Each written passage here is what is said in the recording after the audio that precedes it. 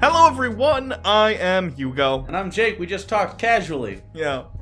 Very cash. natural. Super cash. Anyway, welcome back. Today we're doing another Ask Hugo. This is the first Ask Hugo of the new set. New studio Hugo askings.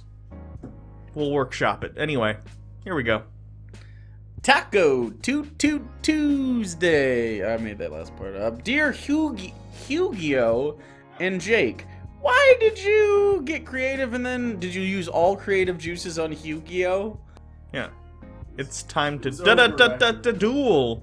To what? To duel. To duel? Yeah. I've never. Is that a Yu-Gi-Oh thing? I think it's in the intro. It's like it's time to. He says it's time to duel, but it's like no. Duel. Anyway, he had a question probably. Sorry to bring up Kent Hovind again, but the man just fascinates me. Did you know that his first wife divorced him after he got out of jail? Then, like a year later, he married prominent anti-vaccination activist Mary Taco? Then, within a year, she divorced him as well? That's not very biblical for a creationist, is it? I obviously have no moral problems with people getting a divorce. It ain't my business, but I can't not stand the noxious hypocrisy of this guy. There must be some narcissistic personality disorder at play here. Thoughts and comments? Oh god, you mentioned narcissism to Hugo. It's over. Hugo time! I don't know. Kent is... let me make this very clear. I don't know if Kent is a narcissist by any means. I'm not a clinician. It's not my job to make those, like, determinations about people. But if you were to wildly speculate... Maybe? Yeah, I don't know. Yeah. Mostly, I do think he knows that what he's doing. Whether or not he's a Christian is a completely different story, but I do think he knows at this point that many of his talking points are bullshit in regard to... like young Earth creationism, and he's just riding that sweet money train because he has to. It's definitely a grift. I mean, think of like the way he handled his talk with us was like grifty as fuck, you know what I mean? He constantly peddled his bullshit. He's like, you could go to drdino.com, and it's like, okay, Ken, buddy, we all know why we're here. We're not here for that. But, I don't know. I find his entire history pretty interesting if you look into it, especially the claims he made during his federal court case were pretty fun. So if you want to Wikipedia him, or, like, Rational Wiki him or whatever, there's a bunch of pages on the stuff he's done. Interesting guy to look into, I'll say that much. Not your lord. Dear Count Corn Jake and Hugo the Happy Hermit. We could make that. That could be. I feel like that's a good puppet show. Count Corn Jake. I'm like, blah, I want to have your cash crop. And then we're gonna get sued by Sesame Street. You can't have a vampire puppet. It's a count. Yeah, the count exists. Well, I'm not gonna count. That won't be my bit. I'm literally going to suck corn cobs dry. That's a little sexual, a little more than I thought. And then Hugo the Happy Hermit. It could be like Oscar the Grouch, but in a house. Not necessarily that grouchy, just wearing, are you wearing pants? No, those are shorts. That's perfectly acceptable dinner wear. I want Puppet Show Hugo to live in an outhouse. Puppet Show Hugo? Okay, life is getting too close to reality here. All right, life is getting too close to reality. Yeah, you're right. Ignore. Do you have any concerns about overpopulation? The large North American aquifer that used to be for much of America's agriculture water is drying up. The Amazon will likely become a large plain in the next decade, so it's not impossible to believe that food shortages could happen, at least unless Chinese control of Africa doesn't go according to their plans.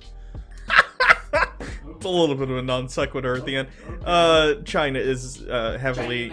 China is heavily invested in Africa. But that notwithstanding, yeah, the population's already, I think, a concern. Ever seen that SNL sketch, The Debbie Downer? I feel like I'm Debbie Downer today. We're gonna talk about depressing just shit. Today?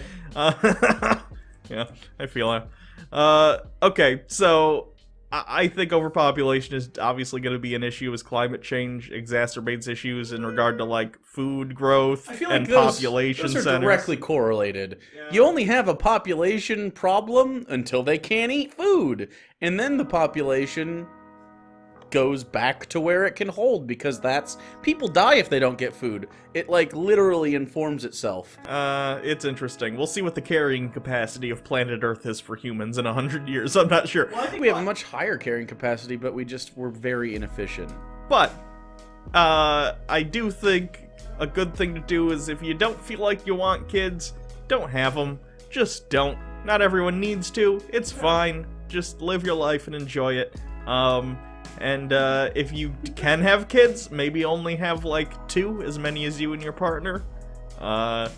More than that, you're selfish. Probably. Just keep it in your pants or wrap it up. Unless like. Or suck it out. I don't care how you deal with it. I mean, I guess personally, if you can take care of them, cool. But like, you're getting to a point where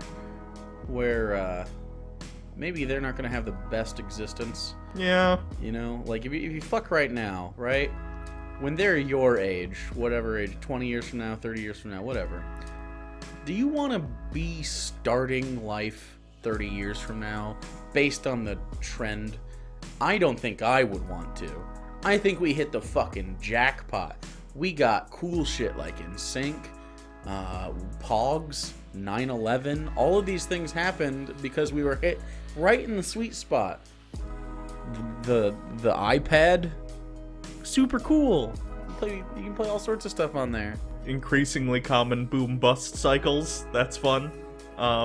Sweet spot. That's what I'm saying. Beanie Babies were cool, I guess. They were pretty cool. So the Macarena. Remember the Macarena? I do.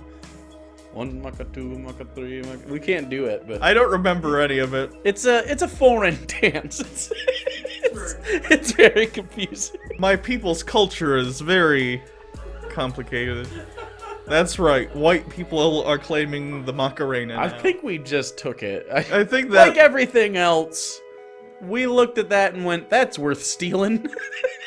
that was the end of colonialism. Was the Macarena? Oh god, we solved colonialism with one wedding song. All right. Hurricane Andrew asks, "Dear two dudes I'd smile and wave at, but not approach so as not to set off Hugo's social anxiety." That's pretty good. Wow, that was a lot of spit on me. There are rumors that Trump might start his own news network after his time in office if, by some very strange series of events, either of you were tapped to be on Hannity. I thought it said trapped on Hannity.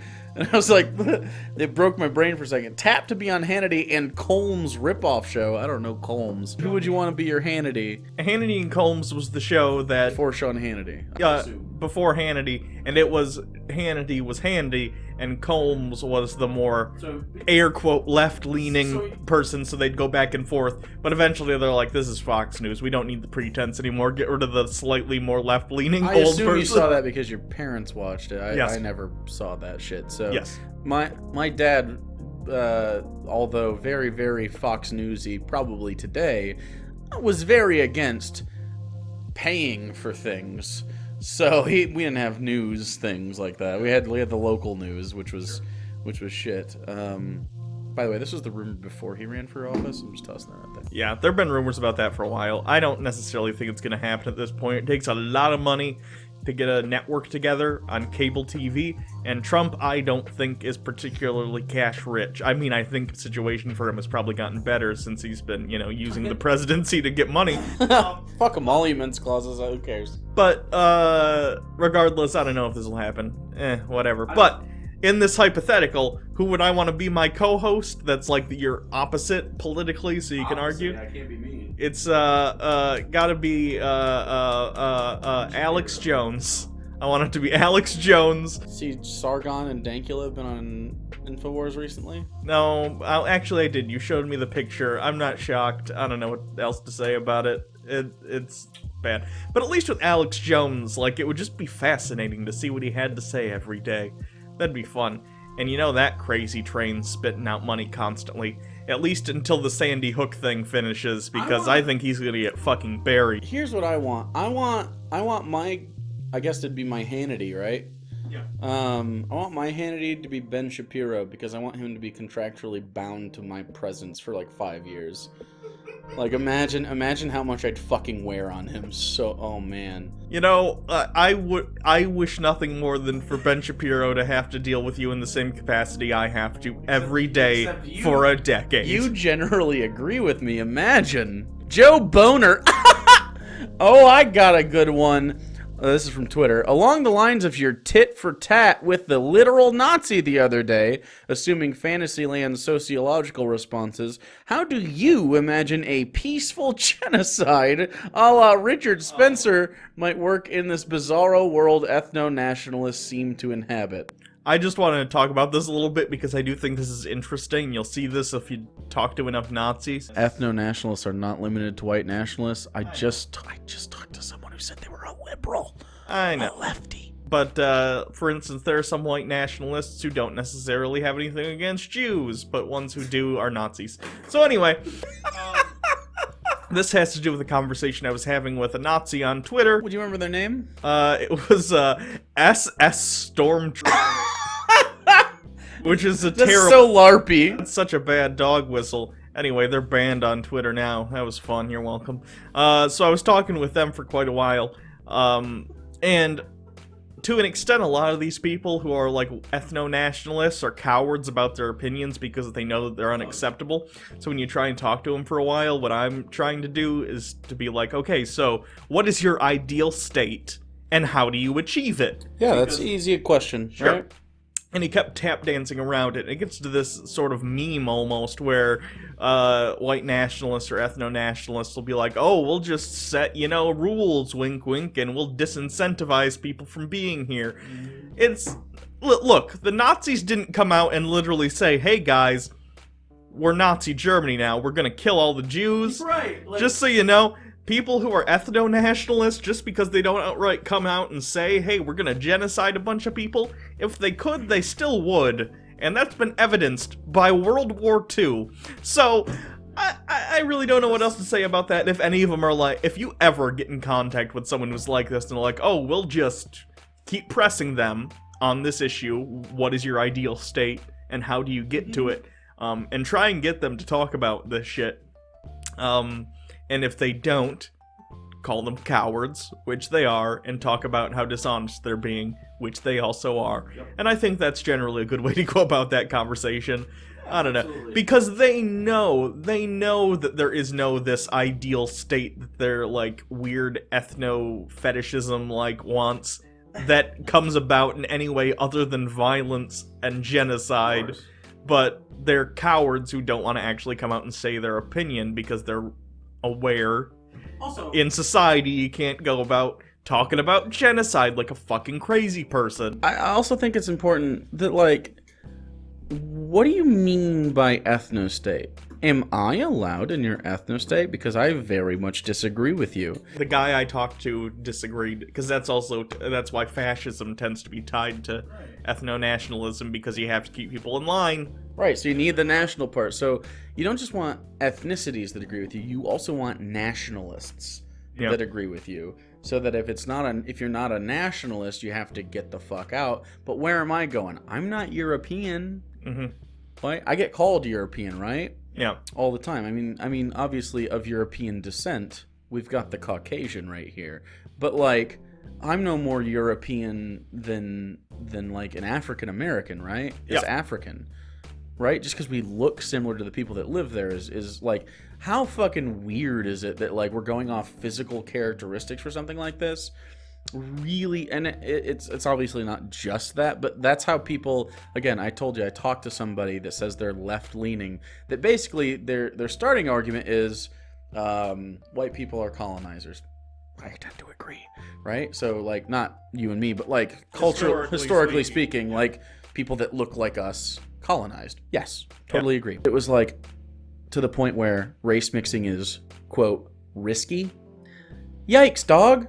Like, when you're making value judgments based on someone's race, like, to decide whether or not they can even get along, literally just based on physical features, you're fucking racist, okay? Not good. Not a good look. Don't do that. Everyone should be on their own merit. Everyone, I can't believe I have to fucking say this, but this is the case. Also, side note, JF, who is a white nationalist, ethno-nationalist, also has there's lots of stuff out there about him. Go look him up. Very yikesy takes about how he coerced maybe a mentally divergent person to certain things. So anyway, besides that, he called me a Jew. As if it is a pejorative. Yeah, because I'm not for ethno-nationalism. Wow. Yep. In a conversation with the person that I was just discussing, where they said they're left-leaning. So I'm just tossing that out there. So these people are fucking crazy pants. Crazy Pants Bananas. Speaking of Crazy Pants Bananas, Crazy Pants Bananas asks, no, I'm just kidding.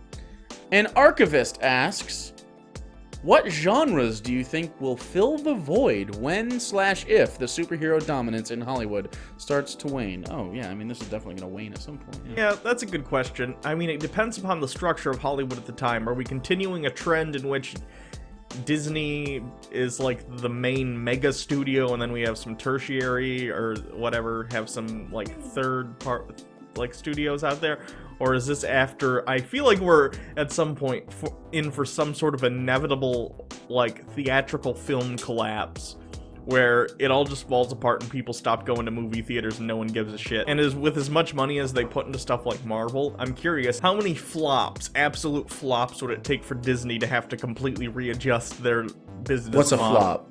Like 200 million profit? Or... Marvel movies cost like 200, 300, 400 million for some of these Avengers movies, and marketing is sometimes at least doubles the budget sometimes. So let's say at least break even. They're not making a profit because Marvel movies and Star Wars and the Disney and assuming the animated reception is poor as well. Sure. Right. Yes. Like it's not just like, oh, that was one of those really good movies, but no one went and saw it. Like if they just had a bad year where all 3 Marvel movies for that year flop, how fucked are they? They're not fucked, but I mean, like it's just how that's how the market works in these types of systems, right? So like.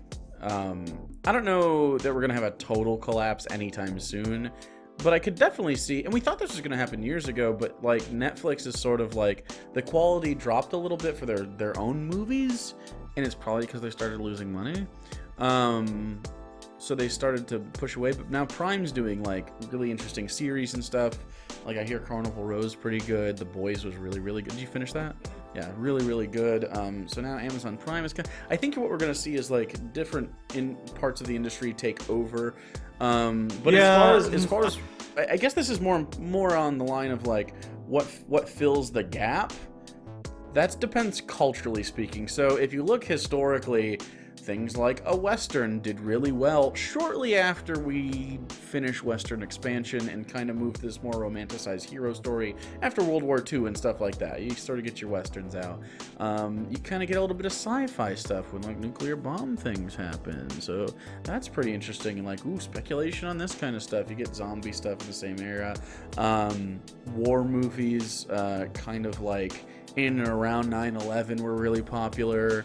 So it just depends on what culturally happens, what is really gonna... I think what you're gonna see is a lot of critiques on capitalism and corruption in politics. I think those movies are gonna be really, really popular around the time Donald Trump finishes his shit. So corruption in politics, yes. Capitalism, no, because at the end of the day, someone's bankrolling it, and the person who's bankrolling it, the producer or whoever, isn't going to want to critique the capitalism. Critique, not slam. What I think you're gonna get is more of like a instead of an anti-capitalist, you're gonna get a pro-mixed. Reform. Yeah, reformist. And I don't know about what that movie looks like. I'm just saying. I think you're gonna find notes of these sorts of like a story about poor people rising up, and probably more political biopics. We're gonna have a Trump series at some point. So whenever that comes out, like it's gonna be big. It's gonna be like the Fire Festival stuff that was like OJ versus the world or whatever. But Mike and Rich had this conversation on Red Letter Media that I thought was pretty interesting too, in terms of how the business landscape and how streaming services are changing too. Because he said essentially, now because of the way media works and how instant it is that you can subscribe to a service, like their example was DC I forget what the DC Universe or whatever their app is called. I actually subscribe to it, and they have like original series like Teen Titans, the live action one, and Doom Patrol, shows that you've not watched, you'll probably never see them. We have this interesting place in media that's emerging where almost like in the same way that there are like local bands that no one 50 miles outside your town have heard, but a lot of people. It's very a la carte. It's very Piccadilly. It's very buffet. Lots of niche, smaller things, as opposed to having these big overarching trends that we have seen in the media usually. Maybe. I still think there's people are tribal by nature, and we like the FOMO's real, and like if everyone's talking about a thing, we're gonna watch it, right? Sure. So I think cultural collectiveness, as far as the Marvel movies are concerned, like Endgame was like a fucking experience, right? Like I don't think that's gonna happen very often, but like I think you can get a touchstone like this every 20 to 30 years, right? Sure, but I think event films, as far as seeing them in a theater, Endgames might be the last big example we have of that. Maybe I could definitely see though if there's something really popular, them saying like, we're gonna bring theaters back. And we're gonna put this out, and Disney bankrolls the whole thing because they're bajillionaires. And so like I could see even after theaters collapse, like, hey, you want to go like the old times, like how people do the drive-ins, yeah. And those popped up for a little bit. I think you could easily see you know what, the theater as an experience though, that has never soured me. I've been to plenty of places where you go and it's like a restaurant, it's a bar, and they serve you drinks, and it's like a whole thing. That, I think, is the future for theaters and stuff. Like, that is a much better experience with bigger chairs, maybe a table. You can bring your friends, and then you all kind of, it's more of a social thing. I think people are more into that kind of shit than sitting silently in a theater with crying children, right? Sure. So, I think the theater experience will vastly change, though. I think you're totally correct about this. I think that, and I know the theater near us does a lot of, like, they call it their brand. I know a lot, AMC does this too, but the one near us does what's called flashback cinema. Yeah. Where they play old movies, and people come back to see that. So I think those are cheap too, which is pretty cool. I think we'll see fewer big tent pole, you gotta see them in theater movies per year, and more supplements like that, where it's like, oh, hey, let's see what's playing in the movie theater, and 6 of the movies are just popular older movies, maybe. I think Disney going to Disney Plus model is a good example of like them shifting their market. I think they see the writing on the wall, and that's why they're shifting a lot of their content there, because they know people are more interested in these long, in-depth, what are effectively, 8-hour, 10-hour movies, as opposed to going to the theater. And so, all right, DJ asks Hugo, will there be another attempt at weight loss now that we see more of you? Pun intended. Yeah. Sure. Yep. I need to lose weight. I know. Big Poppy Dan, favorite game ever? Oh, this is obvious. Is it? I know we've talked about it, but my favorite game of all time is Elder Scrolls 4 Oblivion. Is that what you thought I was gonna say? Nailed it! You know this. Okay. Anyway, and that's a lot of its nostalgia. It's because it was the first game I ever played with that sort of scope and scale, and there's a lot of... I've played it recently. There's a lot of problems with that game, but, like, it's fun, and it makes me sad that Bethesda's kind of shitty now. My favorite game ever is... It's pretty fucking... I'm a basic bitch. I really like sports games. I play sports games the most. They just have a lot of replay value for me. So probably the NBA 2K series, which is a fucking lame one. This is like the same. This is a bunch of people asking, hey, are you okay? We love you. I'm going through some shit. We'll see what happens. That it? That's the whole fucking answer? That's not really going to make people feel better for you. I don't care. Wow, okay. All right. Well, okay. Instead of Well, they want reassurance. Fuck it. Really anything? Nothing? Do you need time off? Do you need time on? I don't know. More pants, less pants. More corn? I don't know. You want some corn? I have a surplus. I don't like corn. I do like corn. I just don't like the meme. I don't really like corn either. Like, I mean, it's fine, but it's not like something that I'd like,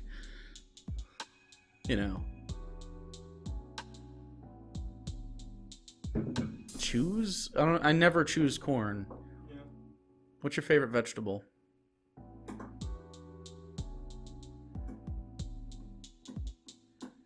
Wow, that's a rough one. No, my answers, I'm trying to think, and I'm trying to divorce my thoughts of the taste from the butter that was on them, and I cannot. What? Like peas. Peas. Like butter? Peas with butter. I mean, peas with butter is fine. I know, but I'm saying like But I like the butter part. Yeah, I'm trying to divorce the idea I love of peas. No, I love peas. I think I could eat like a fucking bucket of peas. I could eat a pea bucket. That just sounds like urine. Anyway, so that's it. You can always follow us. Oh, you can leave more questions on our Discord. There's a link in the description. It's in just the Ask Hugo Jake section, and those get answered here and on the Jake Reads usually. You can always send us stuff to the P.O. box at the P.O. box. It's on the screen. Twitter at Hugo Reloaded. Papa Bird Jake for him. Patreon if you want to help support the show. Indeed. And that's it. Anything else you wanted to? Down in the comments section, I want to know, favorite vegetable, how much butter is used to buttress the flavor? Roasted broccoli, also delicious. Asparagus. I thought you were going to say potatoes, honestly. I forgot potatoes were a vegetable. Potatoes are just what the thing is before you turn it into good food like French fries. Technically, potato chips are vegetables. I guess. All right. Well, that's the end. Yeah. All right.